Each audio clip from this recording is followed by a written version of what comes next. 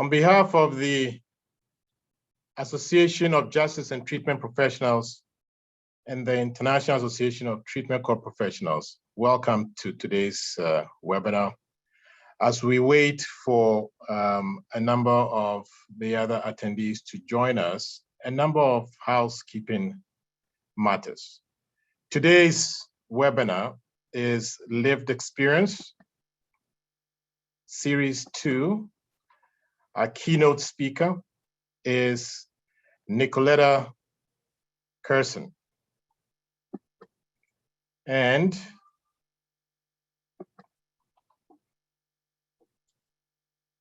panelists are reminded to keep their microphones muted when they are not speaking, and muted and unmuted when speaking to reduce background noise. And we love to hear from you. And so we will answer your questions at the end of the webinar. Make sure to use the Q&A button at the bottom of the screen to interact with our panelists. And the AJTP and IATCP both seek to provide a platform for sharing and highlighting innovative programs and processes in what we call the justice and treatment space. The IATCP focuses primarily on treatment courts, and these courts are called different things: specialized courts, therapeutic courts, solution-focused courts, problem-solving courts. The AJTP also focuses on these type of courts, but has a broader approach and deals with other non-court-based justice treatment partnerships. Now, Kim Briggs from Elgin Therapeutic Court and Mental Health Court Diversion, Jennifer Graham, Assistant Crown Attorney, Ontario Ministry of Attorney General, Andre Rivard, Duty Counsel and Ontario Duty Counsel, Erin Smith and Jessica DeCunha from the Peel Regional Referral and Assessment Center, and myself, Justice Barnes. We are your hosts for today's webinar. Our previous webinars have been recorded and are available on our website. This recording can be viewed in 5 to 7 days by accessing the resource page on our website.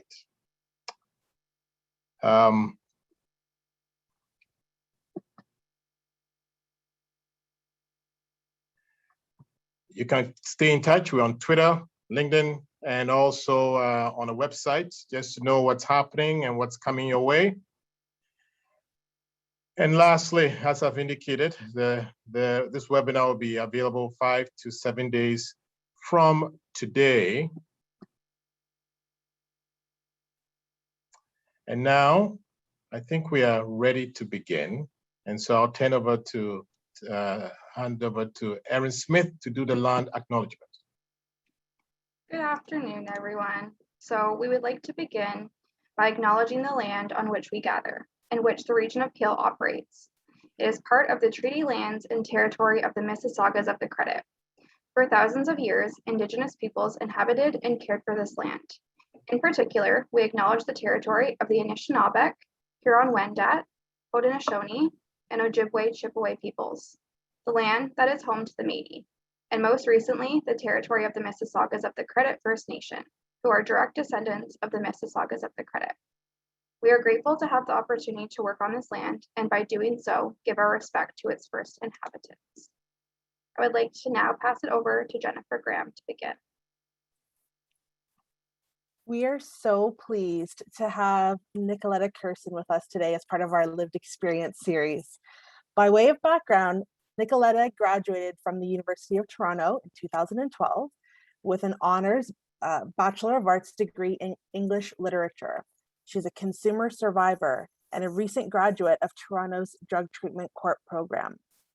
Upon becoming an alumni of the program in December of 2020, she started volunteering with WriteON, a prisoner rights organization that seeks to empower incarcerated individuals through information and knowledge sharing. Nikoleta is currently working as a consultant on a research project with the Canadian Mental Health Association, Ontario Division, and a peer researcher with the Justice and Equity Lab of St. Michael's Hospital. She intends to pursue further academic studies in the field of social work, and she's currently working on a screenwriting project during her spare time, although I don't know how she has any. We're very fortunate to have Nikoleta join us today to share a version of her story. The Q&A is open, and Nikoleta has graciously agreed to answer your questions at the end of her story, so please join in on the discussion. So Nikoleta, whenever you're ready. Thank you, Jennifer. Thank you, everyone, for inviting me here to speak today. I'm pleased to be here with all of you. The American poet Stephen Vincent Benet once wrote, "Life is not lost by dying. Life is lost minute by minute, day by dragging day, in all the small, uncaring ways." Addiction is like that. If you don't end up dead, you end up in empty space, never really living. I spent 10 years of my life addicted first to heroin, then to fentanyl. I was doing my BA in English literature at the University of Toronto, and during the summer, I went to Europe with my boyfriend at the time. There, I tried heroin for the first time. On the outside, my story of addiction doesn't seem like the typical tale most people generally associate with drug use. My childhood was as near to ideal as one could get. I had loving parents who provided a secure and supportive environment and sought to give me all the opportunities available to a person in our society. All in all, I felt safe and loved. Throughout my addiction, I kept asking myself over and over, why did I start using drugs? Where did I go wrong? And most often, what is wrong with me? If I try to trace back the moment where everything went wrong, it's hard to do. I can pinpoint it back to an abusive relationship in my teens, or maybe earlier when I ventured out into the world from my safe childhood, perhaps due to mental health problems that psychiatrists and counselors wrote off as hormones. Either way, I felt a deep sense of emptiness. As time went on, I made various attempts to rid myself of this pervasive internal void, but nothing seemed to work. Still, there are moments in our lives when everything we ever thought we knew suddenly changes. For me, it was the first time my boyfriend hit me. It wasn't the hit, but what he said and how it made me feel about myself. Of course, he apologized and promised he would never do it again. But I had done something wrong, he told me, and had deserved it. I spent the next 4 years covering for my abuser while also desperately trying to get away from him. Even though most of my peers noticed what was happening, it was like we all had a secret agreement to pretend it wasn't. During this time, my mother died of cancer, and only recently did I realize that I had not been able to properly grieve this loss. In the tumult of the abusive relationship, I had been too distracted by fighting for my own life. During one of my stints in detox, the facilitator said to the group, "Why you started is not the question. The question is why you still continue to use." This resonated with me, and I tried to answer that question over the next couple of years. The answer is nuanced and defies simple explanation, but I can try to sum it up in the following. I didn't believe in myself. I hated myself. I didn't think my life was worth living. Everything felt meaningless, and I hadn't yet realized how much certain traumatic events had affected me. I had been looking for forgiveness in all the wrong places, and I never felt worthy. I had been searching out little deaths, emotional and psychological deaths, and I found it in toxic relationships, in self-destructive behaviors, in darkness, in jail, and in myself. I had wanted to die, but after my mother died, I struggled with causing my father such ultimate pain. Yet I tormented him during the many years of my addiction with what he once dubbed as emotional blackmail. And this caused me untold sorrow. When I first started using heroin, I thought it was the perfect escape. My life looked nice and normal on the outside, but on the inside, I wasn't there. This suited me fine. I could finally escape my overwhelming emotions, my deep sense of remorse, and my self-hatred. I thought I was onto something. I had managed to trick life. I could live, not on life's terms, with all its sorrows, but with perfect calm, and above all, detachment. Of course, it was myself I was tricking. My best friend, who had never used drugs, recently told me that she had often envied my sense of purpose when I was using. It was a strange comment, but I understood what she was getting at. But what drugs provide is not purpose, but absolute and total desperation. Drugs take all your energy, crowd your thoughts, leaving room for nothing else. Nothing else really matters. Drugs take precedence over everything. Your safety, your health, your dreams, your self-respect, your integrity, your dignity. They remove those considerations only to be replaced by torment and misery, and the all too rare instances of actually getting high enough to forget that you're alive. Though there were things I had wanted to achieve, I never believed I could measure up to my expectations of myself. I like to joke that I spent the last 20 years in an existential crisis, a crisis of meaning, but it's actually true. Only recently did I realize that living life and being free is meaningful in itself. I used to believe I was free when I lived in a cage invisible to me. I associated freedom with a sort of chaos, a rejection of societal norms. But I realized freedom cannot exist without self-responsibility and love. Trauma keeps us caged. It traps us in the past, and we are unable to live fully in the present, where life is actually taking place all around us. During my recovery, I still struggled to find meaning. Then I read Viktor Frankl's Man's Search for Meaning. He was a psychiatrist who survived the Nazi concentration camps during World War II. He writes, "Even when everything has been taken from you and you have nothing left, you still retain the last of the human freedoms, the ability to choose your attitude." This sentence changed my life. During that abusive relationship in my teens, I remember what my boyfriend said to me shortly before he died.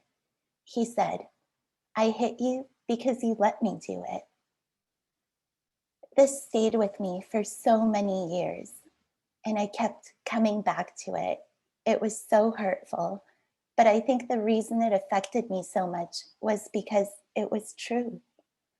And that doesn't excuse his action, because one should never do that. But in a sense, if I had walked away, if I had known my own worth, he would have known that I wouldn't allow that. So after reading Frankl, I realized that all along, throughout my life, I had been the one making choices. They were poor choices, but mine nonetheless. Somehow this felt empowering, and I decided that even when something was taken from me that was not fully in my control, I still retained the ability to choose my attitude. I could rewrite my story. So I worked really hard to do just that. And here I am telling you my story. I must acknowledge that I am extremely privileged. I have my father, who is my biggest supporter. Throughout all these torturous years, he believed in me, even when I couldn't believe in myself. I remember during my last relapse, while I was often barely conscious, maybe 1 month out of 3, we would often meet at a neighborhood cafe. He would talk to me about how we would travel to different places together when I got better, or discuss ideas about what I could do with my life after addiction. It was this belief of his that I would get better and that I still could have a future that saved me. Alongside my father, drug treatment court saved my life too. People who have experienced trauma in their lives are generally more likely to become dependent on substances. What I believe is generally missing from the conversation is that drug addiction in itself is trauma, and opioid addiction adds yet another layer of trauma in which the terror of withdrawal cannot be separated. After my final relapse, I decided to examine Maslow's pyramid of hierarchy in an attempt to rebuild my life step by step. I had always tried to jump from the bottom of the pyramid, basic human needs being met, straight to the top, self-actualization. I wrote off the rest as unimportant and trivial. But as Glennon Doyle writes in Untamed, you can't get to the resurrection before you go through the crucifixion. And I kept trying to jump through and past the crucifixion. I had never felt a sense of belonging since I ventured out into the great wide world from my childhood. I remember when I decided to switch high schools against my parents' wishes, and I was in the vice principal's office, he said to me, "Are you sure you want to enroll here? You don't belong here." I went to that school despite his well-meaning protest. Later, when I got arrested and went to jail, the other women would say to me, "What are you doing here? You don't look like you belong here." When I was around other addicts, they too would be surprised at my presence and tell me that I didn't belong there. And it's true, I don't belong in those places. No one really does. But I suppose I had been trying to find belonging there because I could never find it anywhere else. Drug treatment court always made me feel like I belonged, and they still do. At first, I thought the program was a way to avoid jail, and I thought it was going to be easy, that I could get through it in a year and just be done with my charges and go on with my life. Of course, I didn't take into account that addiction makes even the simplest of things difficult to commit to. But the team knew this better than I did, and they really believed that they could provide me with the tools to save myself. It took a lot of work and a lot of time.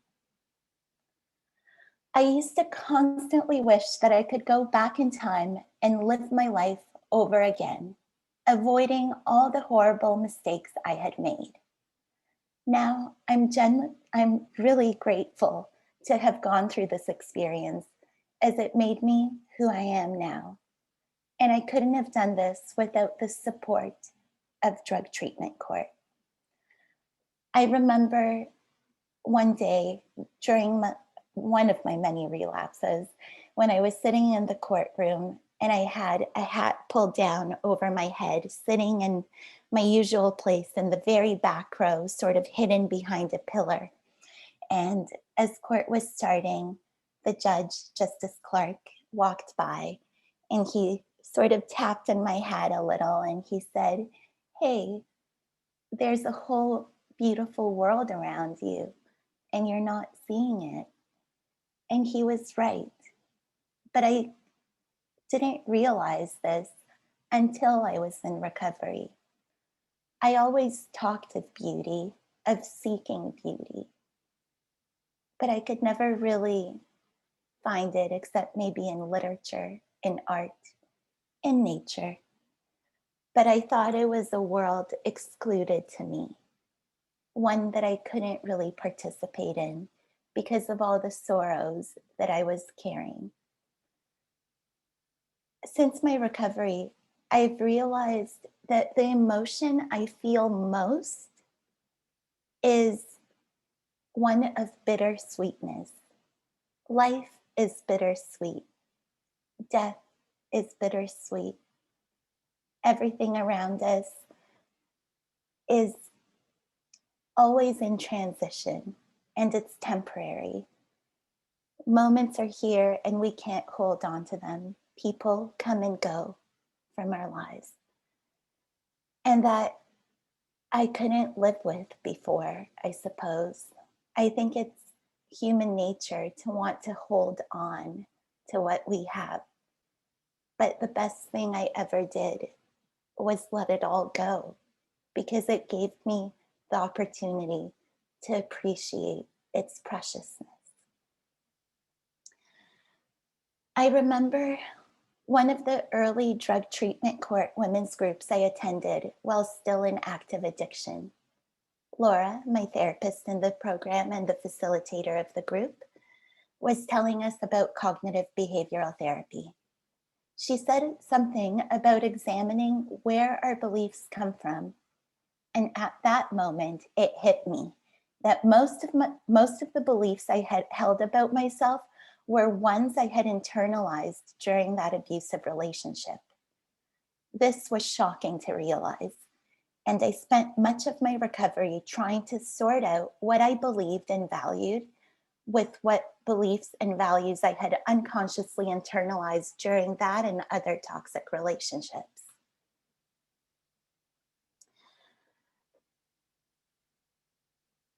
I would like to invite you to think about this quote by Soren Kierkegaard in his work, Either Or. He writes, "The most painful state of being is remembering the future, particularly the one you'll never have." This is how I felt during my addiction. I was in too much pain, feeling like I knew that I could never have the kind of future that I imagined for myself. I thought that my life at 26 had already ended, and that none of it was actually worth living, that none of it was meaningful, and that all I could expect was from life was banality and triviality. But how wrong I was. When I was in detox the last time, actually it was the medical withdrawal unit at CAMH. It was one of the hardest times I went through in my life. I was sick for 21 days, incredibly sick. I won't go into details, but I couldn't eat. I couldn't even drink water. I lost a lot of weight. It was horrendous. It was actually very traumatic. And withdrawal in itself inspires such a terror that I think some of it is almost psychosomatic, because there's just such a horror in anticipation of withdrawal. But I made it through detox. I made it through that sickness, even though I withered on the outside and I thought I'd never look like myself again. I made it through. And Laura and Paulette from drug treatment court came to visit me, and they cheered me on, telling me I can do this, and they believed in me, but I didn't yet believe in myself. So what kept me going? What kept me going is time. I told myself, I've been here for 2 days. I made it this far, and I just have to see this out. I have to, maybe tomorrow it'll get better. And when it didn't, I tell myself, well, maybe tomorrow it would, because I could no longer imagine myself going back to where I was, my own personal rock bottom. My final relapse, I had found myself in some little pseudo hotel in Parkdale, filled with people who were also sick and suffering from addiction, and also other people who were, well, dangerous at the time. I was in dangerous proximity. And most of the time I wasn't even conscious. So I don't know how I got through that almost unscathed, but knowing the sort of life that was waiting for me, I figured this one last chance, this one last shot at a life is worth it. And if it doesn't work out, I can always kill myself then. But I didn't need to kill myself. I survived. I survived sickness. I survived detox. And after that, I was lucky enough to end up in the women's inpatient unit at CAMH, which is a trauma-focused unit. So I had been to other rehabs, and they definitely provided various skills that would be useful in my recovery, but I had never spoken to anyone about the different traumas I had experienced throughout my life. There, I spoke to a psychiatrist 3 times a week, and she had a process of how to discuss trauma with her clients, which I found very effective. But what's more is that I learned in those 3 short weeks how to apply what we discussed to all the other experiences of trauma that I didn't have time to share with her. And I left the trauma unit at the height of the pandemic. Well, actually, the beginning of the pandemic. I was waiting to go to rehab. It never happened because the pandemic started and everything closed down. There were no inpatient services running. And so I left the trauma unit to go straight into the world that had been closed down.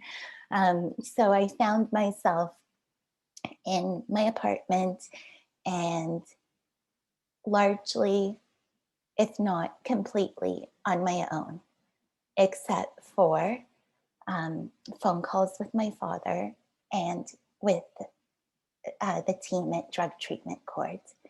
And if it wasn't for those phone calls, I don't know if I would have gotten through. And not because I was alone. There was something about the solitude that gave me time for very deep and lengthy self-reflection. And that was exactly what I needed. I know an oft-used phrase in addiction recovery is the opposite of addiction is connection. And that may be true, and I see why that would help many people. But I think that for me, I had been surrounding myself with distractions.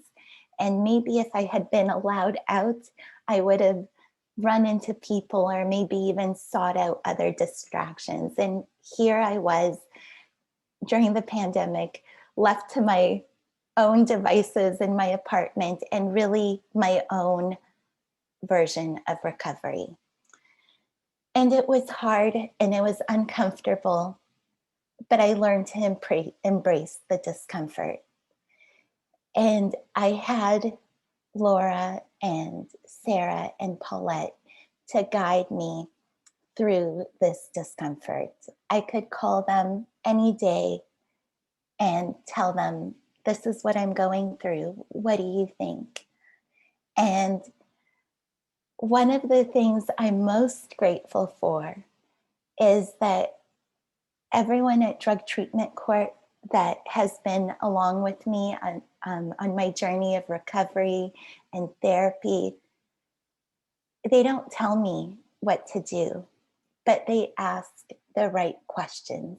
They ask the questions that I may not have thought of myself. And their ability to do this sparked in me a new curiosity, a curiosity of myself, because I never really knew myself. And here I was, learning who I was for the first time in my life. And so I'd like to thank my team at Drug Treatment Court and everyone in attendance today, all the other justice and treatment professionals who are dedicated to providing me and so many others the opportunity to live the lives we might never have had otherwise. Thank you.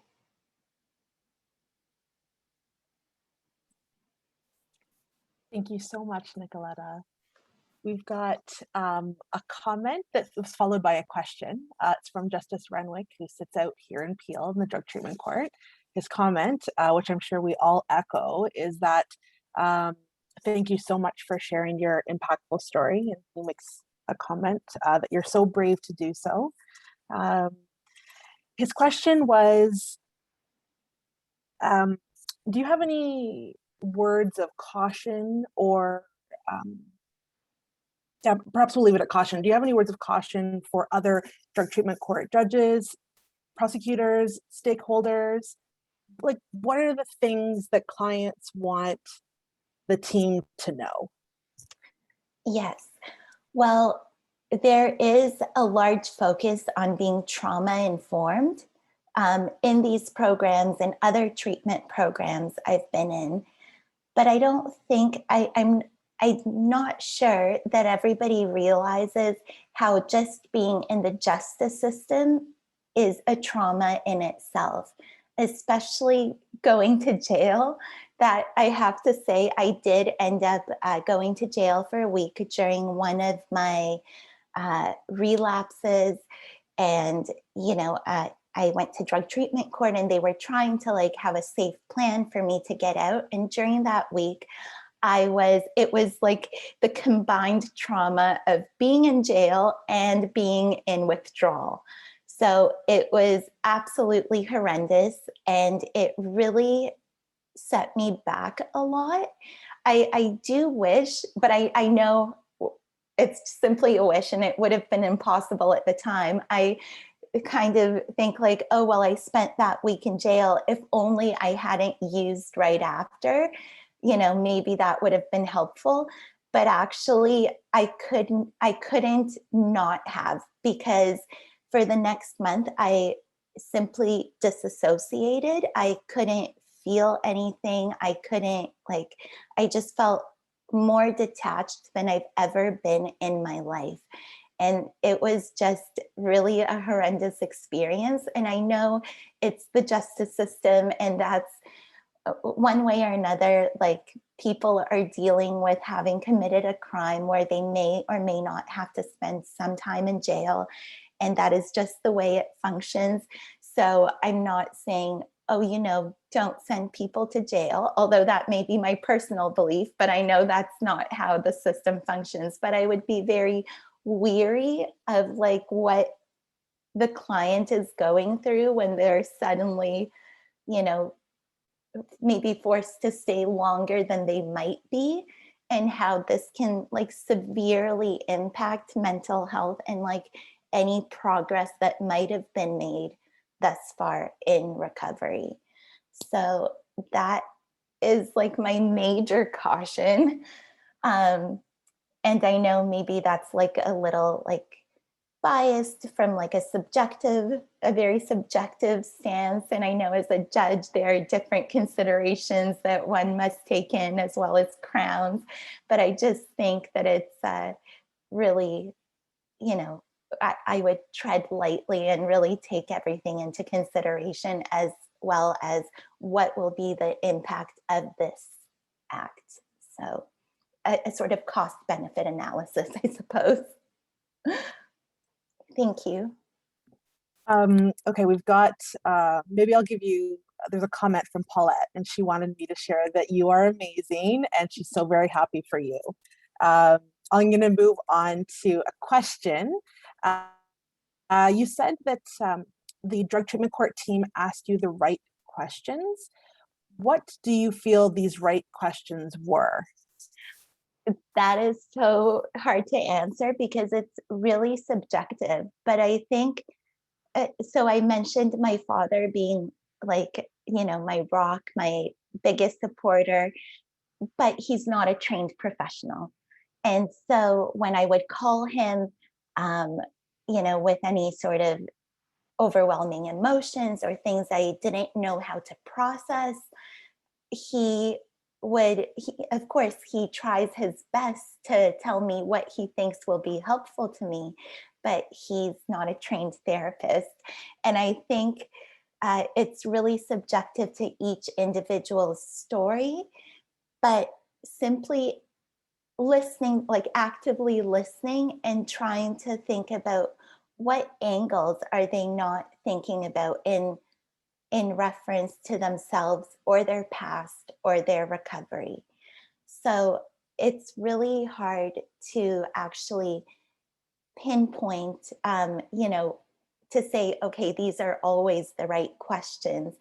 But as I said in my talk, to sort of like foster a sense of curiosity and cover like all the angles of one's beliefs. And as I mentioned in the group, Laura just asking what beliefs are really our own. I wouldn't have thought to ask myself that because I thought the beliefs I was going around with or the judgments I was making about myself or others, I thought, well, of course they come from me. I never would have thought, no, I've internalized this person's beliefs and now I judge myself according to those. So without those types of questions, I don't think, or maybe I would have eventually gotten there, but it would have taken a lot longer. But I suppose fostering self-awareness. Thanks for the question. Yeah, that was really insightful. So Andre was kind enough to text a question to me to help rephrase it a bit. So I'm just going to read from my phone. Your quote citing Viktor Frankl really struck a chord with many of us who were listening to your talk today. So when everything has been taken from you, we still retain the ability to change or choose one's attitude. Right? What strengths did you have to draw upon to find that strength? That's the first question. And then there's a follow-up. Okay, so that was it. Yeah. I thought you were going to ask both, but no, this is better so I can keep focused. What strengths? Oh my. It's, one of the first things I did when I left the trauma unit and came to live here in my apartment, I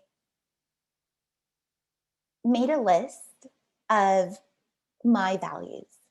I made a list of what I think my values are, and then another list of what characteristics and traits I currently have as a person who just, finished, quit using, and the kind of person I want to be. So what do I imagine as being the best version of myself? And I just really, I suppose, put my mind to it. Sometimes I would go out on the balcony in the morning and I would be in a sort of pessimistic mood and I would have to shrug myself out of it and be like, look, the sun is shining. It's a beautiful day. You don't want to be this sort of pessimistic person who just focuses on the negatives. Try and notice the beauty that is around you. And it was just a constant effort of noticing where I'm being the person I don't want to be anymore, and what behavior can I do to change that. And I suppose it's hard to say where exactly the strength came from, but I really hit such a rock bottom. I mean, everybody's is subjective, but I had been living in an abandoned house.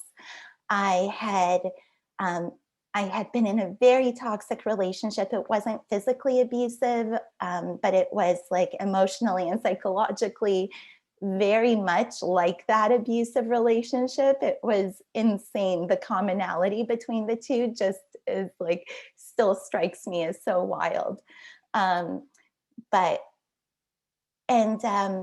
So after I got out of that relationship, for the next 3 months, that relapse was like, I don't know, I'm trying my best to like not be alive or something, or like not be conscious. And it worked. Like I ended up in a blackout for like a month or two.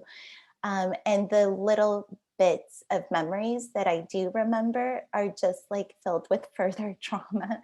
And it was something that I really just could not go back to. It was like, I rather actually die than go back to that. But I had decided that it was worth giving myself and my life a chance of, let's see if I can make life work. You know, if I can make this work. So I suppose the strength not only came from wanting to live for others, like wanting to stay alive for my father, but for the first time actually being willing to live for myself. And I think especially as a woman in our society, it's really hard to live for oneself. One is, I think we get a lot of judgment for that because we're often seen as like the more caregivers, or as Glennon Doyle writes in Untamed also, she writes, you know, the highest compliment a woman can get is that she's selfless. And so just the juxtaposition of those two words, selfless, you have no self. And I spent my life like that. I spent my life essentially doing what others wanted of me because I couldn't stand up for myself and say, no, I don't agree, or no, I don't think this is a good idea, or no, I don't want to do this. And it left me feeling extremely like invaded and trapped. And those are the two feelings I most detest. Like I can not stand those feelings. Just that it just gives me goosebumps just to feel like, oh, someone has invaded my personal space or body, and now I feel trapped and I can't get out of it. And so you know, that last relapse really, that hit home me even more of like, oh my God, I feel like that again. I'm being made to feel like that, and I can't stand it. Like it's literally icky.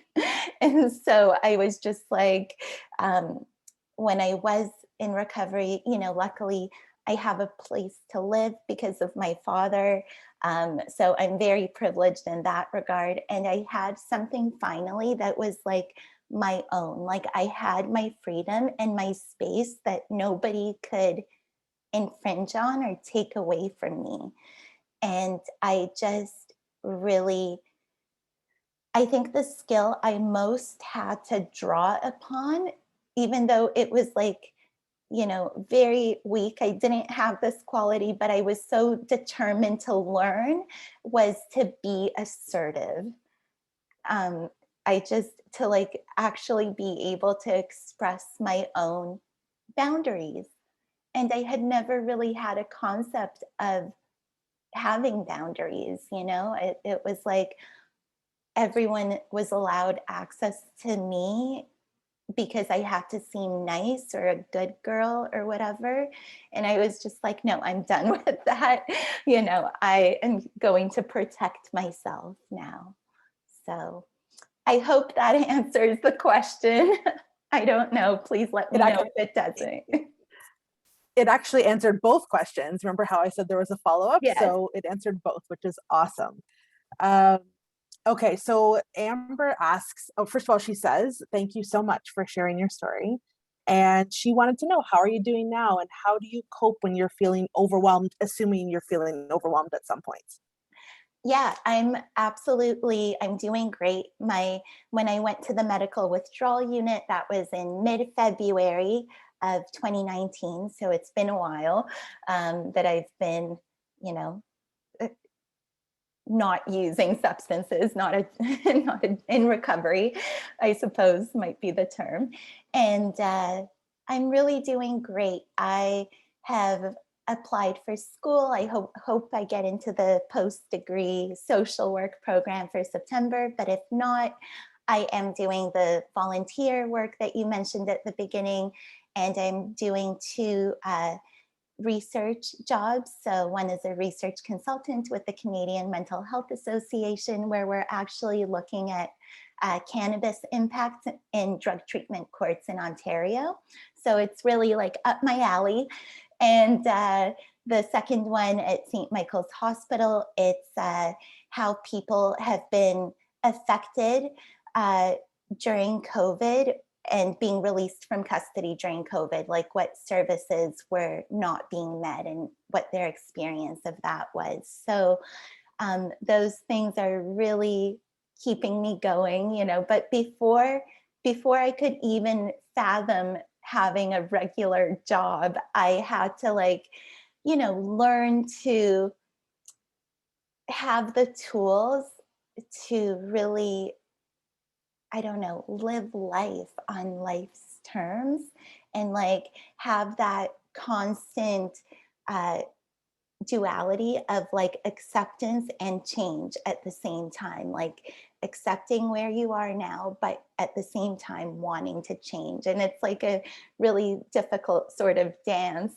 to keep in, but there are just so many different coping skills that I employ. And when I do get overwhelmed now, you know, there are various things, like anything from like deep breathing to yoga to meditation to just taking a walk. And, you know, I often ask myself when, let's say, well, first I have a little mantra I repeat to myself when, let's say, I'm confronted by another individual and I have to interact in some way.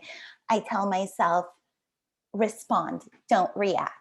So that's one thing. Or any situation, if it's an impulse, you know, I actually don't get the impulse to like use or anything like that. I haven't since I've left rehab, which is great for me, but there are other impulses that, you know, of course, one has to, you know, you can't throw your hands up in there and be like, I'm not going to do anything because I'm overwhelmed. So like just not reacting, but responding in wise mind, as they say in therapy. And also allowing myself to be vulnerable when I think that it's safe to be. And so I'm a big fan of Brene Brown. And I also tell myself a little mantra that vulnerability is bravery. So be brave.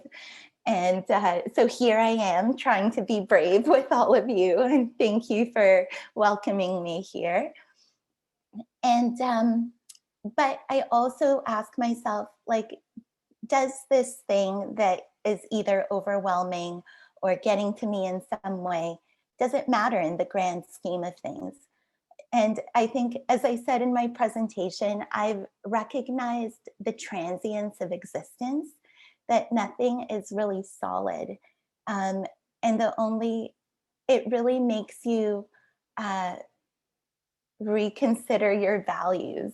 And I think that's been one of the kind of great things, if we can have like a silver lining of the pandemic.